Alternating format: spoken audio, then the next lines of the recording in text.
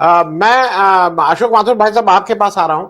जो ये लेटर मैंने देखा है इसको मैं एक तरह से और देख रहा हूं। एक तो मैं ये देख रहा हूं कि पहली बार ऐसा हुआ है कि विपक्षी जो पार्टियां हैं उस पे टीडीपी, अकाली दल और वाईएसआरसीपी, हालांकि वाईएसआरसीपी अपने को न्यूट्रल मानता है, वो किसी के साथ अलाइन नहीं मानता है।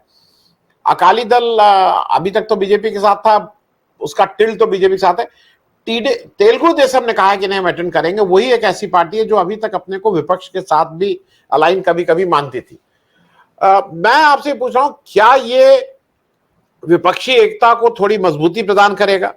उसकी तरफ एक कदम बढ़ा है, क्योंकि इस एक्शन से जब एक साथ ही खड़े हुए लामबंद दिखाई दे रहे हैं तो इनकी वॉइस भी ज्यादा हो गई है, इसका इफेक्ट भी ज्यादा होगा। अशोक माथुर साहब। हाँ, हो नमस्ते गया। नमस्ते। नमस्ते नमस्ते।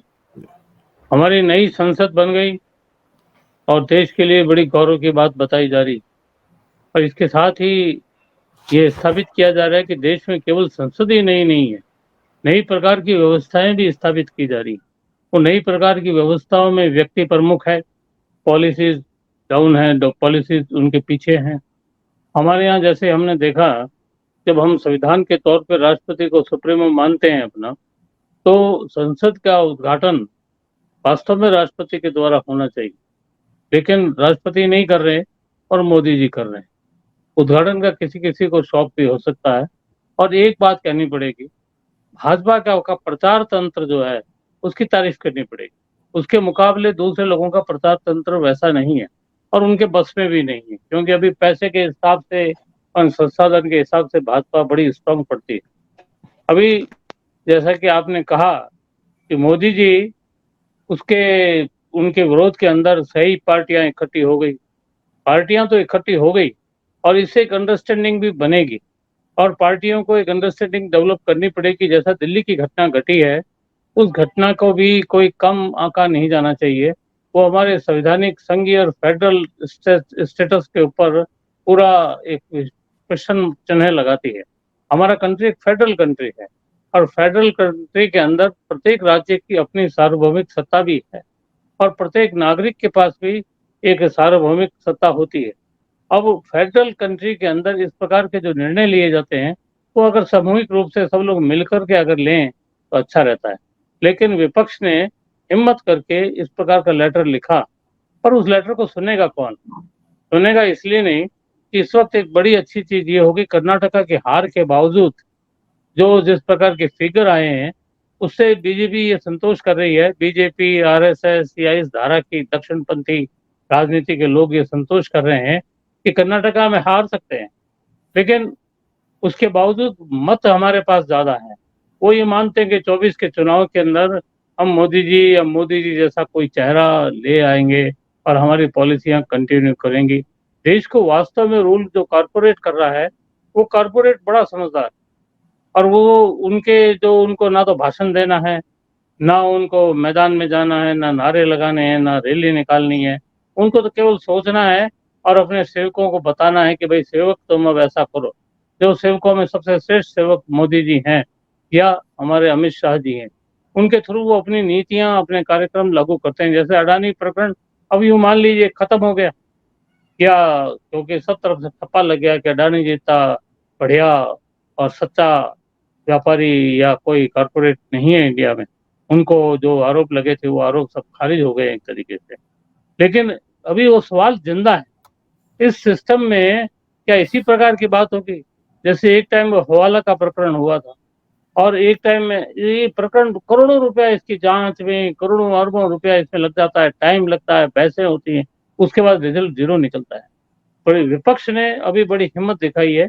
इसमें जो रह गए हैं उन लोगों को भी इस मौके पे साथ आना चाहिए। अरविंद केजरीवाल निकले हुए हैं। अब अरविंद केजरीवाल और कांग्रेस के अंदर अगर बनती है तो विपक्ष की वाकई में कैसी स्थिति बन सकती है तो 24 के चुनाव को प्रभावित करे। लेकिन अगर नहीं बनती है तो उसका साइकोलॉजिकल, मतदाताओं पे साइकोलॉजिकल इफेक्ट ये पड़ेगा कि अब तो मोदी जी है, तो मोदी जी हैं तो सब कुछ मुमकिन है। अब सब कुछ मुमकिन है तो देश का इकोनॉमिक ढांचा क्या यही चलने वाला है? ऑस्ट्रेलिया की यात्रा का भी आपने अभी मैंने सुना, भाई कितनी चिंता है इनको कि इनके जो घटिया शब्द यूज कर लो, जो इनसे संबंधित या इनके सपोर्टर जो कॉर्पोरेट के लोग हैं, उनके हितों की इनको कितनी चिंता है। ऑस्ट्रेलिया, अभी राम सेतु की बात चलती है, वो बात आ गई सामने, तो हमारे जो राजस्थान के अंदर लिग्नाइट निकलता है बड़ी मात्रा में, लिग्नाइट की माइंस के ऊपर एक सूचना हमने पढ़ी थी। एक जमाने में ऑस्ट्रेलिया कभी भारत से जुड़ा हुआ था। ये तो गनीमत है, इन्होंने नहीं कहा कि यहाँ से कपिल मुनि वहां गए थे या कोई रामचंद्र जी वहां से आए थे, इसलिए मोदी जी भी वहां गए हैं। मोदी जी के वहां जाने का सोशल इकोनॉमिक इम्पैक्ट क्या पड़ेगा वो तो मुझे पता नहीं, लेकिन उन्होंने मंदिर की बात भी वहां जाके करी है। मंदिर की बात करके उन्होंने अपनी दिशा साफ कर दी है। देश के लोगों को ये बात भली भांति समझ लेनी चाहिए, उनकी राजनीतिक दिशा बिल्कुल साफ, और वो मोदी मंदिर की रक्षा करने गए हैं तो बहुत अच्छी बात है। विदेशों में मंदिर बने, इससे मुझे ऐतराज नहीं है। किसी किसी की अपनी पर्सनल आस्था है, वो मंदिर बनाए, उसकी रक्षा करे या कुछ भी करे, लेकिन एक देश का जो प्रधानमंत्री है वो प्रत्येक नागरिक का प्रधानमंत्री है, पूरे देश का प्रधानमंत्री है, वो देश को रिप्रेजेंट करता है, तो उसको देश के और भी नागरिकों के बारे में सोचना चाहिए। इस प्रकार की जो राजनीति है, ये लोक लुभावनी बातें करना, या क्या उन्होंने एक बात और कही क्रिकेट की कि हम वो T20 क्या उसके बराबर हमारी दोस्ती हो गई, एक उन्होंने दोस्ती का एक और शायरी करी या क्या किया, लेकिन उसमें तत्व की बात उन्होंने नहीं बताई।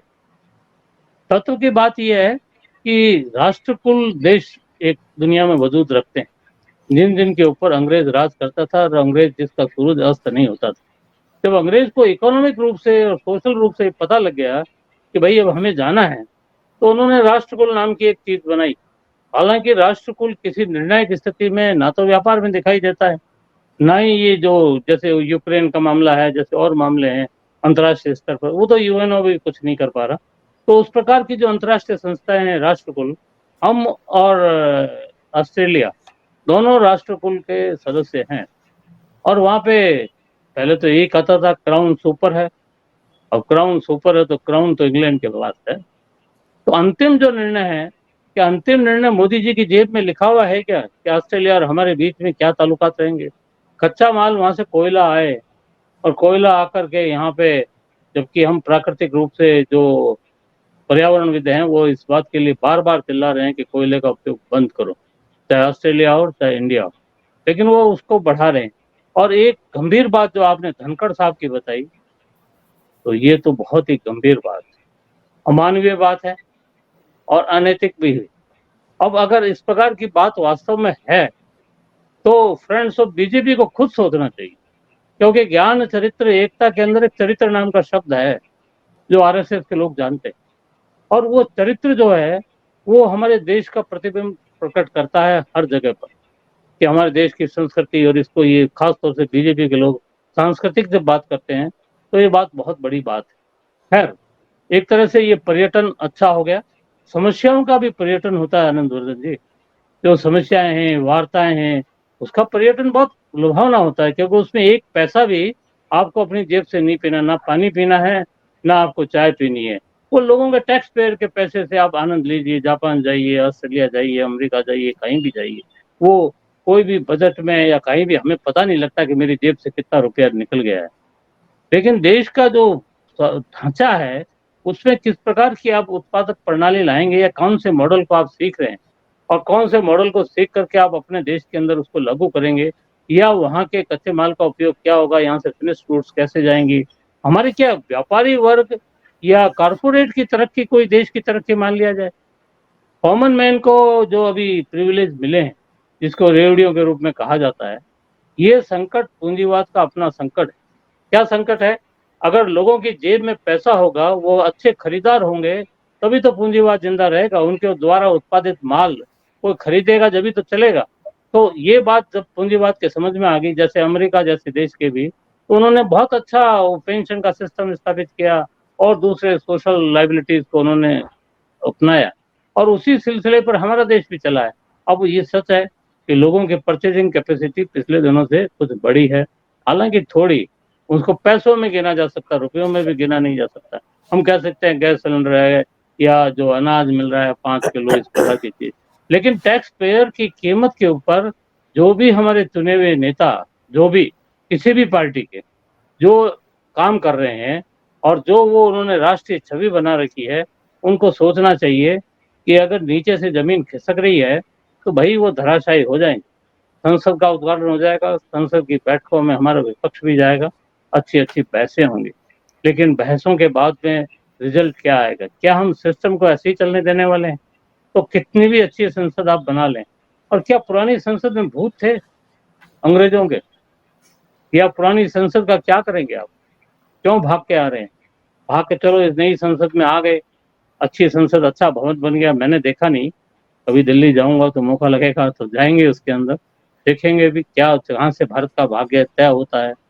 लेकिन इन सब चीजों से ठीक है, फौरी तौर पे बीजेपी को लाभ हो सकता है, या फौरी तौर पर हमारे किसी भी नेता को या किसी भी राजनीतिक पार्टी को लाभ या हानि हो सकती है, लेकिन इन सब बातों से हमारा सिस्टम अगर नहीं सुधारा गया, अगर उसमें से जो विसंगतियां हैं, जो गड़बड़ियां हैं, उन गड़बड़ियों को नहीं ठीक किया गया, तो कॉमन जी मैन की हालत बदलने वाली नहीं है, और कतई जी नहीं है। और विपक्ष को तो एकता करने के अलावा चारा क्या है? मैं अभी एक जी बात और सोच रहा था, अपनी बात को समाप्त करते हुए मैं कह रहा हूँ कि जी जब अरविंद केजरीवाल आए थे, ये हमारे देश की बड़ी विडंबना है। इंदिरा गांधी जी को हटाना है, हम विपक्ष एक है।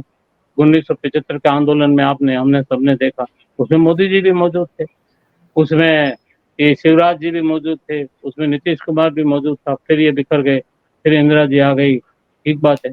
अभी फिर विपक्ष एक हो रहा है, किसके खिलाफ? मोदी जी और आरएसएस के लोगों ने, जब अन्ना हजारे का आंदोलन चल रहा था, उसका विषय था लोकपाल। अब हमारे नेता कितनी जल्दी मुद्दों को छोड़ देते हैं, अब लोकपाल के विषय पे कोई बात ही नहीं होती, कोई चर्चा ही नहीं होती। क्या लोकपाल की जरूरत हमारे मुल्क को है नहीं क्या? अगर नहीं है तो इतना बड़ा आंदोलन हुआ, और इतना बड़ा आंदोलन होकर हमने सत्ता को पलट दिया, और उसमें बाबा रामदेव भी थे, सभी लोग थे, और उनका अन्ना हजारे जी का तो अता पता नहीं है कहाँ नहीं है। लेकिन जब एक जमाने में अरविंद जी और आरएसएस ये सब एक साथ थे, तो आज ऐसी क्या स्थिति आ गई? और डेमोक्रेसी के अंदर हमें कुछ डेमोक्रेटिक वैल्यूज अपनानी चाहिए। ये आरएसएस को अपने उस पाठ्यक्रम में शामिल करना चाहिए कि वो अपने लोगों को ये तो सिखाए कि लोकतांत्रिक चरित्र को वो जरूर जरूर अपनाए, क्योंकि लोकतंत्र है, मतभेद हो, मनभेद नहीं हो, तो हमारा लोकतंत्र फलेगा फूलेगा। धन्यवाद। जी जी अशोक बास्पी साहब, चलते चलते एक बहुत ही संक्षेप में, वही हमारा क्या संसदीय लोकतंत्र भी थोड़ा अंडर थ्रेट है अगर इस तरह की टेंडेंसीज हैं?